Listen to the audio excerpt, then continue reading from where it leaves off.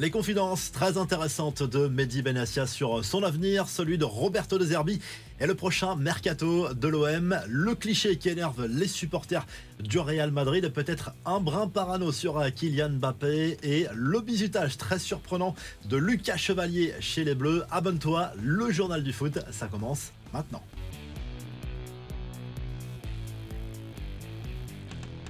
Les Bleus préparent leur premier match de la semaine en Ligue des Nations contre Israël. Ce sera jeudi soir dans un contexte très particulier au Stade de France. Kylian Mbappé n'est pas là, on le sait, mais il n'est jamais bien loin dans le débat médiatique. Lors de son point presse, Dayo Upamecano n'a pas échappé à plusieurs questions sur l'attaquant du Real Madrid. Le défenseur central de l'équipe de France explique qu'il n'est pas inquiet pour son coéquipier, qu'il espère voir revenir très bientôt. Il réclame un peu de reconnaissance envers lui par rapport à tout ce qu'il a déjà fait en bleu. Le joueur du Bayern espère qu'il reprendra vite son brassard. Il est resté plutôt discret sur la question des supposés problèmes niveau mental de Kylian Mbappé. Toujours concernant l'équipe de France, le défenseur Théo Hernandez et l'attaquant Christopher Nkunku devraient participer à l'entraînement programmé ce mercredi à la veille du match contre Israël.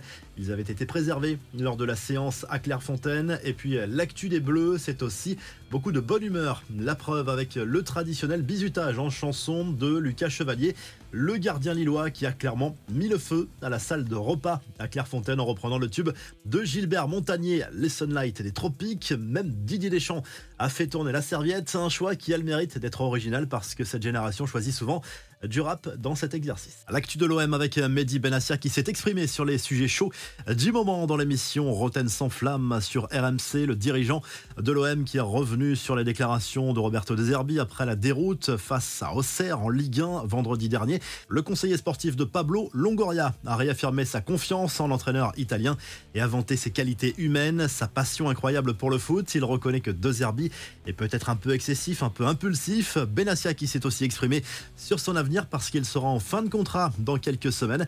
Il assure travailler tous les jours comme s'il allait rester 10 ans à Marseille tout en reconnaissant la difficulté de la tâche. Pour le moment, ça reste flou sur son avenir, mais cela n'a pas empêché de parler du mercato hivernal. Il n'exclut pas notamment l'arrivée d'un défenseur, même s'il fait confiance aux recrues de l'été. Le PSG bientôt fixé sur la tenue du prochain trophée des champions. Il devait normalement se jouer en début de saison, mais avait été reporté. La rencontre qui oppose traditionnellement le champion de France au vainqueur de la Coupe de France ou à son dauphin en championnat, si c'est le même gagnant, pourrait finalement être organisé à Doha au début du mois de janvier 2025. La Chine s'était montrée un temps intéressée pour ce PSG Monaco. D'autres destinations avaient été évoquées comme la Thaïlande ou encore la Côte d'Ivoire, mais aucune solution n'a été trouvée par la LFP pour un produit qui, de toute évidence, n'attire pas vraiment. C'est la photo qui a agacé de très nombreux supporters du Real Madrid, peut-être un brin parano, il faut le dire.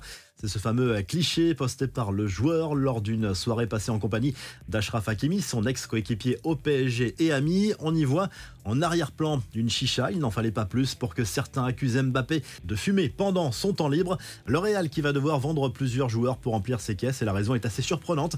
Les problèmes d'insonorisation du Bernabéu ont poussé la mairie à interdire les concerts jusqu'à nouvel ordre. Problème, les merengues comptaient remplir ses caisses avec ce type d'événement et avaient budgétisé tout ça. Du coup, les dirigeants souhaitent réaliser une ou deux ventes pour compenser ce manque à gagner selon Relevo.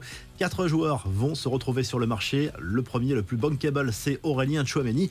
Il y a aussi Ferland Mendy, Dani Ceballos et Brahim Diaz. Les autres infos à retenir dans ce journal du foot, des nouvelles de celui qui pouvait marquer des buts du milieu de terrain sur PES, l'ancien avant-centre de l'Inter Milan et de la sélection brésilienne, Adriano, 42 ans aujourd'hui, a quitté l'Europe et le monde du foot pour retrouver la favela de son enfance. Le Brésilien qui a livré un témoignage bouleversant sur son addiction à l'alcool. Il raconte sa descente aux enfers dans une tribune sur le site The Players Tribune. Et Adil Rami en veut toujours à Jacques-Henri Hérault, son ex-président à l'OM. Dans une vidéo partagée sur les réseaux sociaux de Netflix, le champion du monde 2018 s'est complètement lâché dans le cadre de la promotion de la série Et la cage dédiée au MMA. Qui je rencontrerai dans la cage? Jacques-Henri Hérault, je le défonce parce que je ne l'aime pas tout simplement, a lâché Rami. Les deux hommes sont en froid depuis le départ forcé de l'OM du défenseur en 2019. On se quitte en vidéo avec les 50 ans du MHSC célébré comme il se doit par les supporters montpelliérains dans la ville avec un beau craquage de fumigène. Abonne-toi, le journal du foot revient très vite.